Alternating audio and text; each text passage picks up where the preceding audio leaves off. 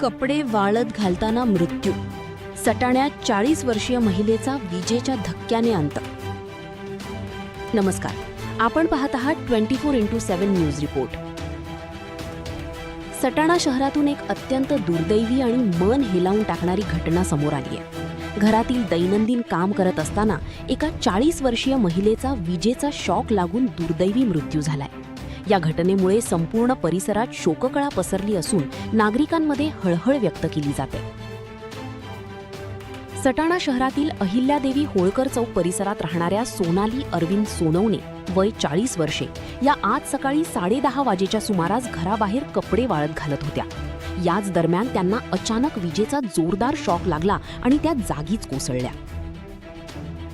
घटनेची माहिती मिळताच सामाजिक कार्यकर्ते निलेश पाकळे आणि समाधान सोनवणे यांनी तत्काळ धाव घेत सोनाली सोनवणे यांना उपचारासाठी शहरातील ॲपेक्स हॉस्पिटलमध्ये दाखल केले. मात्र वैद्यकीय अधिकाऱ्यांनी तपासणी केल्यानंतर त्यांचा मृत्यू झाल्याचे घोषित केले. या अचानक घडलेल्या दुर्दैवी घटनेमुळे कुटुंबियांवर दुःखाचा डोंगर कोसळलाय. मयत सोनाली सोनवणे यांच्या पश्चात पती, सासू, दीर, एक मुलगा आणि एक मुलगी असा परिवार आहे. दरम्यान या प्रकरणी सटाणा पोलीस ठाण्यात आकस्मिक मृत्यूची नोंद करण्यात आली असून पोलीस निरीक्षक योगेश पाटील यांच्या मार्गदर्शनाखाली पोलीस नाईक उमेश भदाणे पुढील तपास करीत आहेत. सोनाली सोनवणे यांच्यावर आज संध्याकाळी अंत्यसंस्कार करण्यात येणार असल्याची माहिती मिळाली आहे.